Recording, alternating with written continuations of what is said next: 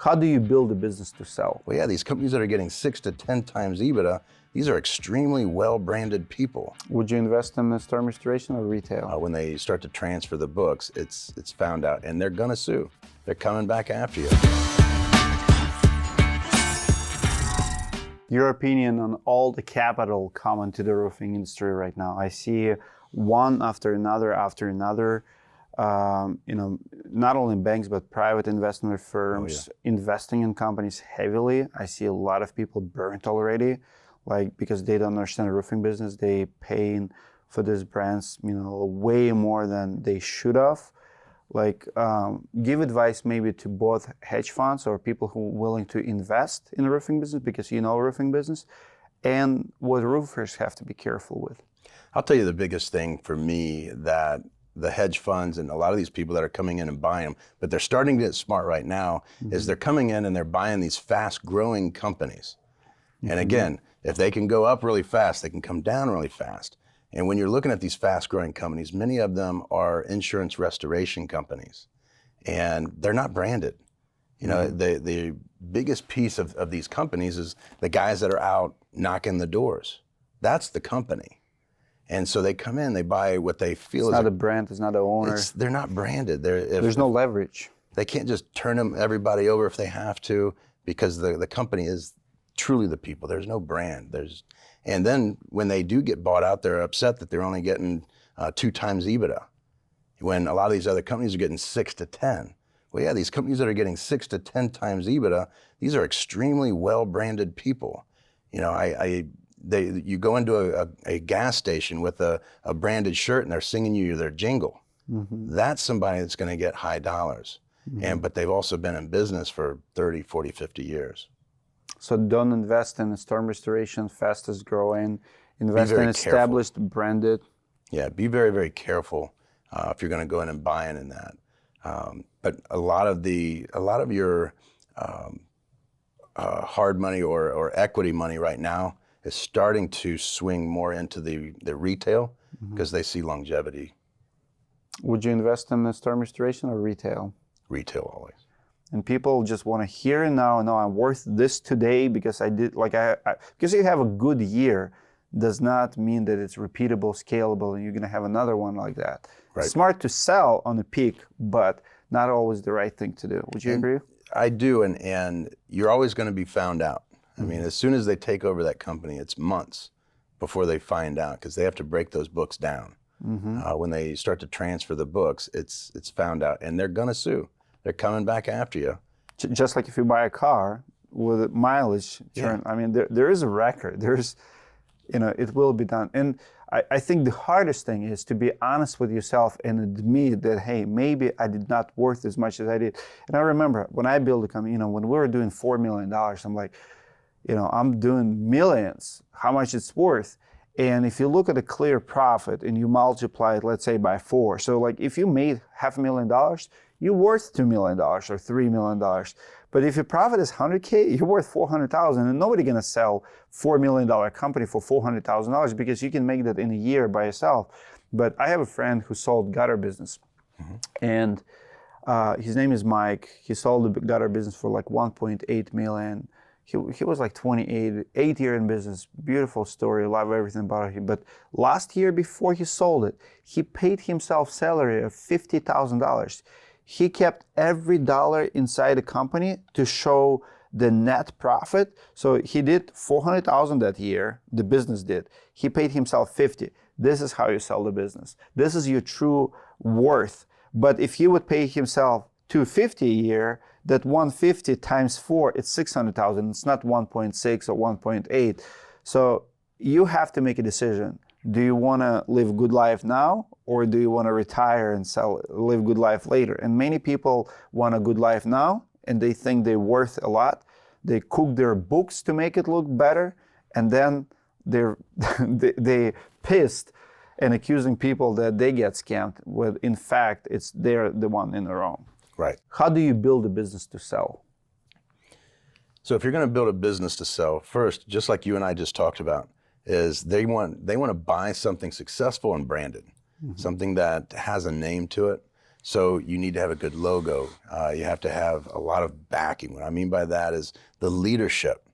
You know, there's a very large organization in Atlanta that wants to sell, but it's just the owner and a bunch of sales guys. Mm-hmm. Like, there's no structure here. Nobody wants to buy it. Should be process. Right. You should be replaceable. Right. And we worked on that company. We took it from 3 to 18 million in a year. But when you look at that, why would somebody want to buy that? He's making incredible money, which is great, but nobody wants to buy it because there's no structure to it. So to take a business to something that somebody wants to buy is it has to be profitable. It also has to be branded. Man, this is like music to my ears. I hear like hallelujah songs all around me right now, because here's the thing. Like, you probably don't know a lot about like roofing school, what we do. Number one thing that I do, like if I want to know for one thing, it's like I want to be a branding expert, and that's who I am. Like I build my companies, we have 1,000 reviews. But I have so many fights about it. Like every time I talk to people, hey, change your name, change your logo, it's important, wrap your vehicles. People always push back, storm restoration contractors especially. Oh, bullshit, Dimitri. This is not how you make money in this business.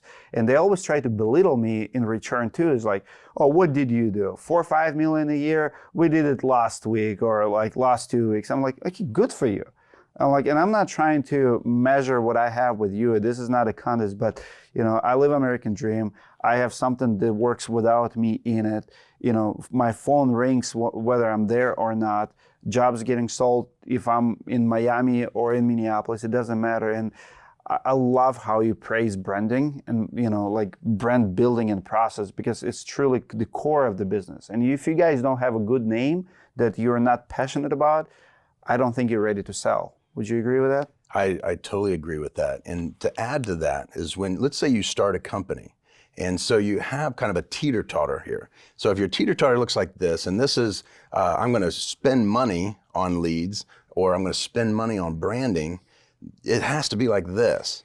And so as you grow, it starts to go, and before you know it, after you hit that $7-8 million, you should be right around even. I'm spending, I'm buying leads, as well as I'm focusing on the brand itself. I'm on TV, I'm on radio, trying to push the shelf life.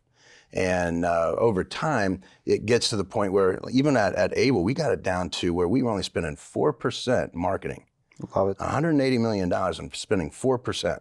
Love it. Our teeter-totter was like this. Branding is getting cheaper over time. Marketing is getting cheaper over time if you continue branding. And that's what's unique about storm restoration industry if you compare it to a retail. I have a couple contractors now in the country. They're trying to get to $100 million this year, especially this one guy who fights me all the time. I'm not going to fight him, but I'll fight him like this, with numbers.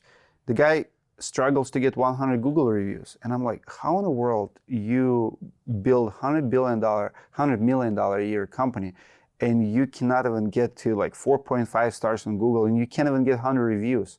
I mean, what do you have? You have a whole bunch of sales guys selling, for me, I've done 4 or 5 million a year and I have 1,000 reviews. I was getting 25 reviews. Like, if you're not delivering experience, if people don't talk about you, like, what is it that you're doing? That's why, in 2014, we have 1,600 appointments in 1 year, 1,600 calls. Like, I've never door knocked, but because we always had a brand. Those reviews, like, first you build your brand, and then your reputation, then the reputation will build your brand, essentially. I love your point. You get what you focus on. So if you focus on the sales, you're going to get the sales, which is great. But if you focus on the reviews, we make it a point to continue to focus on those reviews. We know what we want. We know how many reviews it takes to build our LSA, for Google to trust us enough to increase the number of leads they send us. And when we're in front of a homeowner, we use a iPad with Engage on it, where they can click on it and it brings up all of our reviews, rather than a lot of the companies where they give the 3 top reviews. they can sit there and scroll through, and every now and again you'll see a 1 star because one of my sales guy cut somebody off or whatever. Really cool. It happens. As a matter of fact, we recommend contractors now. So the way we build Directory, and we're the only one in the country who've done it, it's based on a zip code.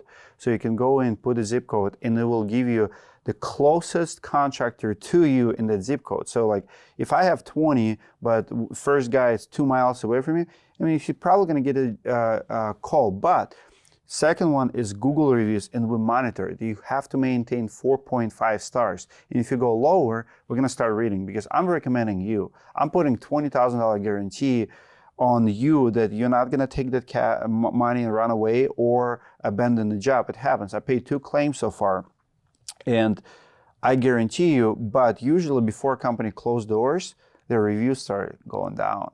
They start getting really bad reputation online, because if you mismanage your cash and now people are saying that they gave you deposit 2 months ago and you still did not start the job, I want to read the review and I have to make a decision, because it's one thing to get a review that you were late for appointment and they just did not have patience with you and they want to cancel, they give you 1 star. But it's another thing is when they give you $8,000 check and 2 months later no work started, I'm like, now I'm asking questions.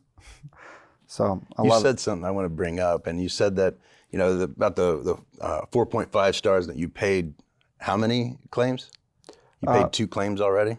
So in Directory, yeah. So we have 2 claims in Directory. So we recommended someone, and they did not do good work. One guy took down payment, called us actually, and said, "Dmitry, I mismanaged money. I can't pay them back." They canceled the contract and wanted to go with a different contractor. Requested money back. He could not give the money back. I told homeowners, "Hey, I'll pay you back." It was like $6,000. And another guy was in Florida, $12,000 job, got $6,000 down, spent 6 months on the job. Nightmare experience for everyone. I mean, the stuff they've done, he installed porcelain tiles on the deck that's supposed to be waterproofing material, and it leaked. I mean, of course it's gonna leak. It's porcelain tile. Like, that's not the material for. But the homeowner wanted tile. You're a freaking roofer. You know better than not to install porcelain tile on the roof. Things like that. I'm like, go find a roofer to redo this work, and I'll pay a couple $1,000s, and I'll make it right. So I did make it right. That's impressive. Because there's like Good Housekeeping. There's all these other companies, but you have that to make all these claims, or these saying, "Hey, we're going to pay if something goes wrong." And before you know it, it's like dealing with the insurance company where they deny, and to see that Directory actually pays out. But because it's like, for me, is my word means something. If I tell you I have a good contractors and you go find them and they screw you, like, I gave you a better recommendation. Like, how is it I'm not accountable? I never understood BBB or Home Advisor. You telling me to find contractor there that they're top rated, and then when I do, I'm on my own. Like, what's the difference, like between you and freaking Yelp or Yellow Pages? Right. Just point somewhere. So for me, I wanted my word to mean something, and I look at this Directory as insurance company, essentially. I mean, 1,000 contracts, like, I will make money on all the transactions, and every once in a while we're gonna make claims, but those claims are gonna be my best advertisement. Because I truly believe that homeowner and contractor should be protected, both. Like, I wanna make sure that, because contractor also can get screwed by the homeowner. It's not always, contractor's fault. I have one claim right now in New Jersey where a contractor came back 4 times and they claim that it's Velux skylight that keeps leaking. So they reflashed it, they cannot reach Velux. And I told homeowner, listen, find another contractor. If you don't believe it's Velux, let's replace it. Let's take that freaking skylight. I will deal with Velux if I have to, because Roofing Insights and myself, we have a little bit leverage as a media company. Yeah. I can go and review Velux and say, you know what? You guys should pay this claim, not myself, but I'm willing to be the middleman. I'm willing to do the investigation, I'm willing to be the judge, if you will. Is it a manufacturer fault? Is it a homeowner, or is it a contractor? Sometimes homeowner is not reasonable, and I have no problem telling homeowner, no, you are in the wrong here. Because sometimes homeowner, I have few cases when people called me accusing contractor being fraud, and we gave them a check, and especially in insurance claims, like, and now we want to get from this contract and they want to still charge us money. I'm like, well, did they meet insurance company? You hire a public adjuster. I mean, if they spend 10 hours, that 10 hours worth something, pay them a couple $1,000s. I'm not going to just say, okay, withdraw and they cannot have cancellation fees. I know the contracting business. So I believe that contractors are the best people to build platform that connects homeowners and contractors. Not some IT guys, not some, what's Home Advisor? It's company that's publicly traded, has a whole bunch of investors to please. I mean, right. they own Tinder and they own Home Advisor. And to them, they're identical companies. It's all just data. That's it. They're not the right people to navigate this process. And that's why nobody believes in it. Like, I want to build Uber, if you will, in this industry.